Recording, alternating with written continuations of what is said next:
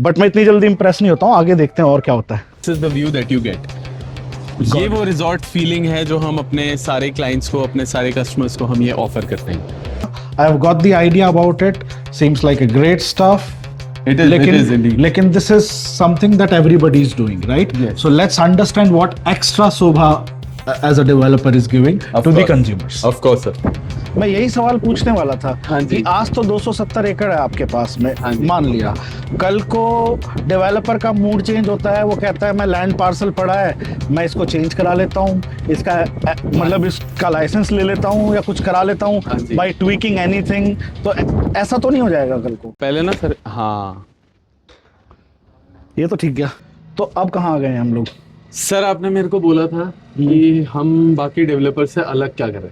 हाँ तो अब मैं आपको दिखाऊंगा। अभी तो मैंने आपको बाहर का दिखा दिया कि क्या हम अलग ऑफर कर रहे हैं। करेक्ट। अब मैं आपको दिखाता हूँ घर के अंदर क्या ऑफर कर। चलो आइए। ठीक है, तो this is your, this is our experience centre.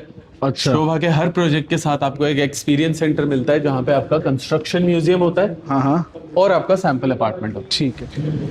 तो सर, आप मुझे बताइए, आपको क्या लगता है शोभा किस चीज के लिए जाना जाता है? यार अब तक तो construction quality and the fine refinement of the product, finesse जो है स्पेसिफिकली, मैं इसी के लिए जानता हूँ। बिल्कुल सर। तो सर, क्योंकि आपने जैसे आपने you correctly said construction quality, तो अब मैं आपको दिखाता हूँ हमारा, this is our construction museum. हमारे हर प्रोजेक्ट के साथ आपको ये मिलेगा। Why? Because we are proud of what we are building. हमारी कंस्ट्रक्शन क्वालिटी सबसे अच्छी होती है। इस वजह से हम हर क्लाइंट को हमेशा ये एक एक लेयर बाय लेयर हम एक्सप्लेन करते हैं why our construction quality is so good. ठीक है सर। फॉर एग्जाम्पल, हम यहाँ पे खड़े हैं, ये स्ट्रक्चर वाला एरिया, यहाँ पे एक्सप्लेन हम करते हैं कि हमारे स्ट्रक्चर्स कैसे ऊपर आते हैं। तो जैसे आप देखेंगे सर, दोनों साइड में एल्यूमिनियम फॉर्मवर्क्स लगते हैं, उसके बाद बीच में स्टील रीइंफोर्समेंट्स लगते हैं, और फिर कंक्रीट इसमें डाला जाता है, जिससे क्या होता है sir, monolithically at the same time the building comes up. That is why हमारी कंस्ट्रक्शन जो है 30 to 35% फास्टर बनती है। ओके ठीक है sir. That is why Sobha is known for delivering all its project before time. अच्छा, and what's this machine for? ये आपने So, क्या sir, रखी हुई है? जैसे आपको पता है, हम सारे German tools and techniques use करते हैं। German are the best in construction. That is why we use everything in construction. जितना भी हमारा टूल्स टेक्निक्स वगैरह है, सब कुछ हम जर्मन यूज करते हैं। तो जैसे आप ये देख रहे हैं, ये एक रोटेटिंग लेजर है। ओके तो ये इसमें से एक लेजर निकलती है, वो रोटेट करती है। तो if there is any defect in the walls, तो ये उसको आइडेंटिफाई करता है, and then we rectify before giving you the position. तो इसमें 1456 चेक्स होते हैं before we give you the position. अच्छा, मतलब देयर आर डिफरेंट चेक्स। मेरे को लगा, वही मैं पता करना चाह रहा था कि किस टाइप का डिफेक्ट। सो जैसे सर, आप जैसे ये जर्मन स्पिरिट देख रहे हैं। हाँ सो जैसे दीवार थोड़ी टेढ़ी मेढ़ी बन जाती है, हाँ। वो इससे पता लग जाता है। वैसे ही रोटेटिंग लेजर भी इसमें दिखाती है कि अगर कहीं पे भी कुछ लेवल ठीक नहीं है, हाँ हाँ, तो वो ये आइडेंटिफाई कर लेता है, and then we rectify it. That's great. ठीक है सर। चलिए। आइए। सो नाउ सर, अभी हमारा स्ट्रक्चर्स मैंने आपको एक्सप्लेन किया। अब मैं आपको इंटीरियर्स हमारे एक्सप्लेन करता हूँ। तो हमारा जो टाइल वर्क है, उसमें हम जर्मन टूथ ट्रवल यूज करते हैं, जिससे कि जो टाइल एडहेसिव है वो इवनली डिस्ट्रीब्यूट होता है। ठीक है सर। उससे होता क्या है कि एक तो जो आप देखेंगे, एक टाइल में अलग आवाज आती है, दूसरी टाइल में अलग आवाज आती है, वो चीज यहाँ पे नहीं होती। प्लस अगर कोई टाइल ऐसे क्रैक हो जाती है, कुछ हो जाती है, if you want to change it, when you pick it up, मतलब जब उसको निकालते हैं बाहर, तो क्या होता है कि साथ वाली टाइल्स भी खराब हो जाती हैं। But because of this German tooth trouble, वो टाइल आप निकाल सकते हैं, साथ वाली टाइल को वो डैमेज नहीं करता है। एक टाइम पे एक ही टाइल रिप्लेस हो सकता हाँ जी सर। उधर आप जो देख रहे हैं, वो हमारा इलेक्ट्रिसिटी डिस्ट्रीब्यूशन बॉक्स है। Okay now you can see how sincerely इसको रखा गया। आपका जो वायर्स है यूजुअली जम्बल्ड होती है, ओके बट यहाँ पे इसको बहुत नीटली एक एक वायर को रखा गया है। Why? Because in case there is any defect, इसमें साथ में ब्लूप्रिंट भी दिया गया है। तो in case if there is any defect, तो वो इजीली आइडेंटिफाई हो और रेक्टिफाई हो सके। ठीक है सर। What's next? सो ये हमारा वॉशरूम वाला एरिया है सर। वॉशरूम में शोभा में इंटरनल जितना भी आपका एरिया होगा, वहां पे 4 लेयर वाटरप्रूफिंग होगा। एक्सटर्नल जितना होगा, वहां पे 6 लेयर वाटर। ये सबसे पेनफुल एरिया होता है किसी भी घर में। So I want the focus to be here now. हाँ जी। सो अब इसमें मैं सबसे पहले आपको एक्सप्लेन करता हूँ जो हमारी लेयर ऑफ वाटरप्रूफिंग्स है। We have 4 layer of waterproofings. सबसे पहले आपका मदर स्लैब आता है, फिर उसके बाद आपका कंक्रीट की एक स्क्रीड आती है सर, इसको हम प्रोटेक्टिव स्क्रीड बोलते हैं। ओके उसके बाद प्राइमर की एक लेयर आती है, और फिर MY के शॉम्बर्ग का हमारा एक्रिलिक पेंट है, which is a waterproofing agent. उसके बाद ये आती है और इसी में हम आप एज पे वो ग्रे कलर का अगर देखेंगे कॉकिंग स्ट्रिप बोलते हैं हम इसको। इससे जो हमारे एजेस हैं वो पूरे सील कर दिए जाते हैं बिकॉज यूजुअली जो सीपेज है वो एजेस से ही स्टार्ट होती है, तो जब वो एजेस ही सील हो जाएंगे तो आपकी सीपेज कभी आएगी ही नहीं। सो सर अब ये हमारा टेरेस वाला एरिया है। टेरेस में आपकी जैसे आपने यू करेक्टली सेड कि हीट का प्रॉब्लम बहुत होता है, जो सबसे ऊपर का अपार्टमेंट होता है वहां पे हीट का हमेशा प्रॉब्लम होता है, एसी बंद ही नहीं होता है गर्मियों में। ठीक है सर, तो यहाँ पे हमने water proofing plus heat reduction के लिए भी सारा लेयर ऑफ वाटर प्रूफिंग करके दिए। ओके, ठीक है सर। कैसे? अब यहाँ पे जैसे आप सबसे पहले देख रहे हैं मदर स्लैब है, उसके बाद D1 जो आप देख रहे हैं कंक्रीट की स्लोप स्क्रीड है। ठीक है सर। फिर आपका टेरेस वाटर प्रूफिंग करके D2 जो आप देख रहे हैं वो बिटुमिन लेयर और बिटुमिन शीट है, जो रोड कंस्ट्रक्शन में भी यूज होती है। उसके बाद आता है आपका 50 mm का इंसुलेशन फोम, जो ये आप ब्लू कलर की लेयर है, ग्रीन कलर का देख रहा हूँ जो ये मैं। हाँ जी हाँ जी, ठीक है सर। उसके बाद आती है आपकी जियो टेक्सटाइल शीट। ओके, फिर आती है आपकी प्रोटेक्टिव स्क्रीड अगेन, एंड उसके बाद टाइल एडेसिव आता है, और फिर आपके रिफ्लेक्टिव टाइल्स आती हैं। Reflective tiles in the sense जो ये कॉर्नर पे आपने किया हुआ है? नहीं सर, ये पूरी जो जितनी टाइल्स लगी हुई हैं वो सारी रिफ्लेक्टिव टाइल्स हैं, सो सन की जो रेज आएंगी वो रिफ्लेक्ट हो जाएंगी इससे। और ये आपने कॉर्नर्स पे ऐसे ये स्लांटेड इसको किया? हंचिंग द कॉर्नर बोलते हैं सर। ओके, तो ये क्या होता है कि यूजुअली आपने देखा होगा जब टेरेस पे आपके पानी बहुत भर जाता है, वहां पे जमा रहता है पानी, ये क्या करता है, ये पानी को उस एजेस में टिकने नहीं देता है, वहां पानी आता है वो सीधा नीचे ड्रेन में ताकि स्लोप सीपेज का बना वॉल पे हाँ जी स्लोप बना रखा है, वो सीधा फ्लो हो जाता है ड्रेन। ठीक है। अब आप इस तरफ अगर देखेंगे ये आपका मॉडिफाइड क्ले मटेरियल क्लैडिंग है, ये आपका आउटर फसाड है। ओके, आप देखेंगे जो क्योंकि ये रूरल लिविंग पे बेस्ड है, तो आप देखेंगे वहां अगर आप विलेज एरिया में गए होंगे आपने देखा होगा ईंटों के घर होते हैं और साथ में आपका ग्रीनरी होती है। तो क्योंकि हमारे भी यहाँ पे इतनी सारी ग्रीनरी है, इस वजह से हमने ये ईंटों वाला डिजाइन दिया है, बट ये actually modified clay material cladding है। ओके, ठीक है सर। इसका फायदा ये है कि एक अर्दन पॉट की तरह काम करता है, जैसे मिट्टी का घड़ा पानी अपने आप ठंडा कर देता है, वैसे ही सेम ये बिल्डिंग को 1 से 2 डिग्री हमेशा ठंडा रखेगा गर्मियों में। ठीक है जी, ये वाटर प्रूफ होता है, वेरी वेरी ड्यूरेबल, और इसका सबसे अच्छा फायदा ये है कि ये आपका सेल्फ क्लीनिंग है। ओके, बारिश होती है बिल्डिंग एकदम नई जैसी लगने लगती है, और ये गंदा कभी नहीं लगेगा आपको। और इसकी मेंटेनेंस मतलब रीपेंट तो इसमें चाहिए इसको नहीं? रीपेंट करने की जरूरत ही नहीं होती, तो longevity वेरी भी बढ़ लो जाती है। मेंटेनेंस एंड ऑलवेज जो बिल्डिंग विल ऑलवेज लुक कि जैसे अभी अभी बनी है। ग्रेट। ठीक है सर। अब यहाँ पे हम आ गए हैं, ये हमारा जहाँ पे आपके एमिनिटीज मैंने आपको दिखाए थे, जहाँ पे Open area आपका amenities। हाँ जी, तो वहां पे जो आपका 6 लेयर ऑफ वाटर प्रूफिंग है वो मैं एक्सप्लेन करूंगा। सबसे पहले आपका आता है मदर स्लैब, फिर बिटुमिन लेयर और बिटुमिन शीट आता है, उसके बाद एक कंक्रीट की प्रोटेक्टिव स्क्रीड आती है, उसके बाद ये जो ब्लैक कलर के आप देख रहे हैं दिस इज 20 mm की jelly.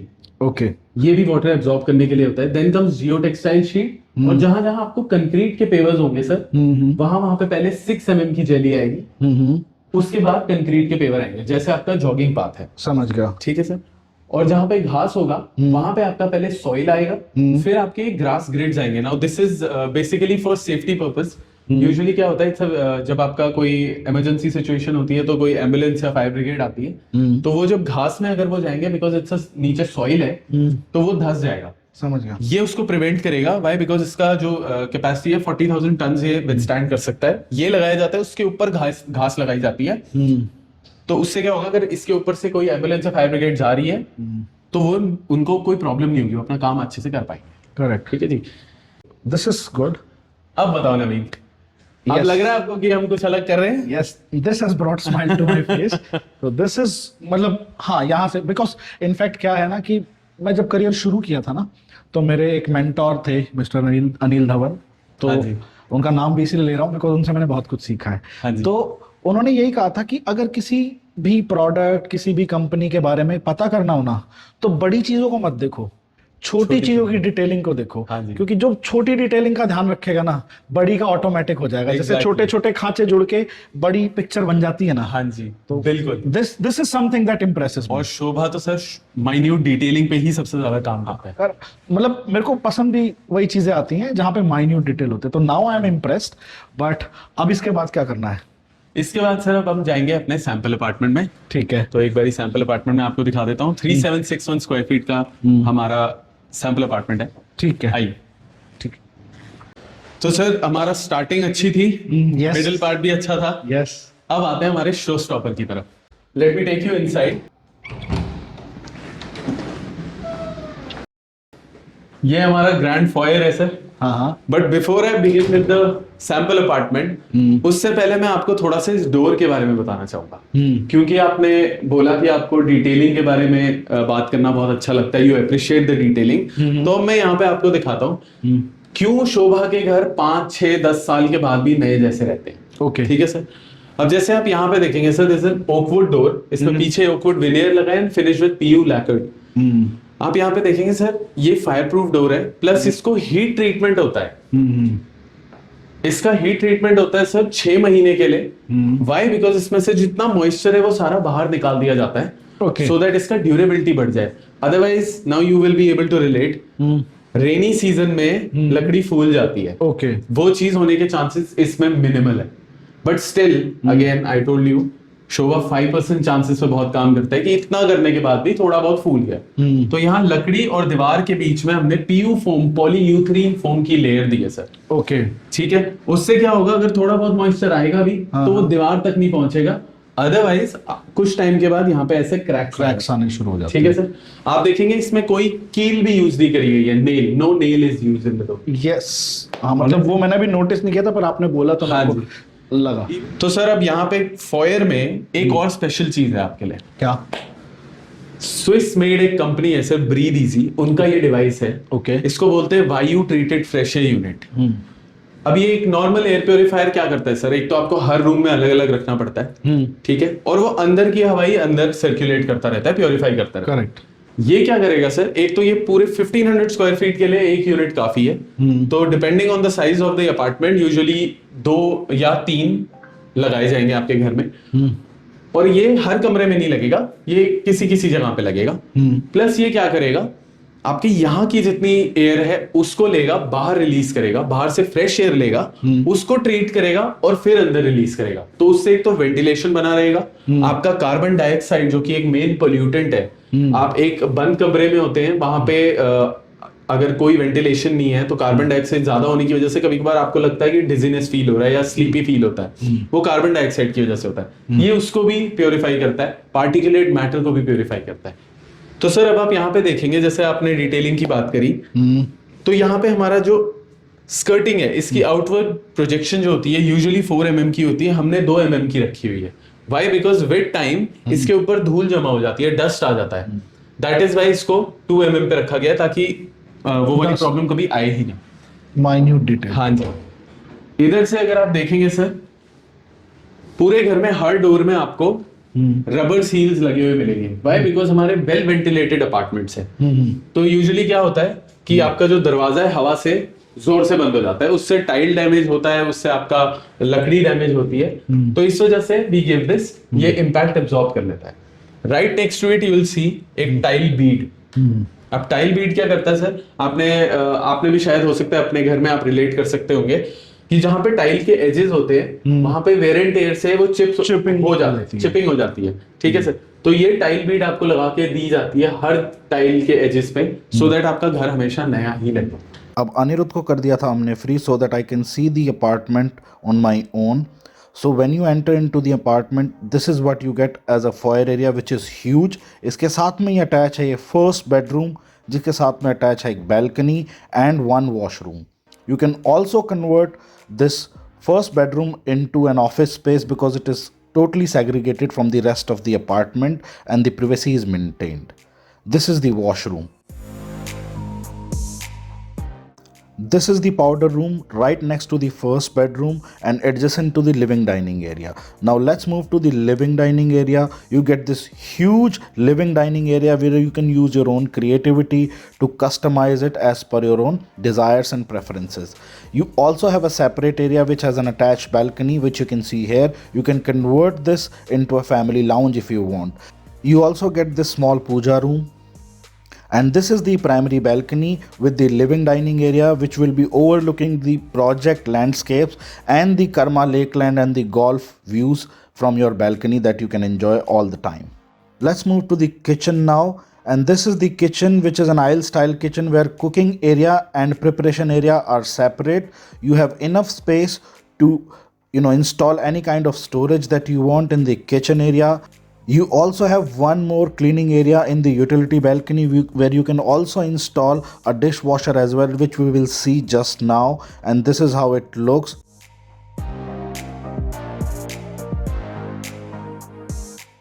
Let's move to the bedrooms. You can see from the layout that the bedrooms are totally cordoned off from the living dining area. This is the master bedroom, which has an attached dresser and an attached washroom with it, and has a separate balcony as well.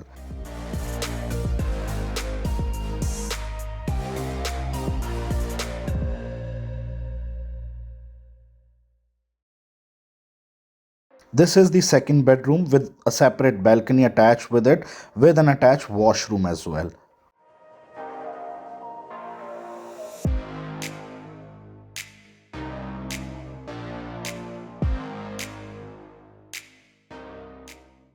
Now let's move to the fourth bedroom. This is the fourth bedroom with an attached separate balcony and an attached washroom with it, which we will see just now.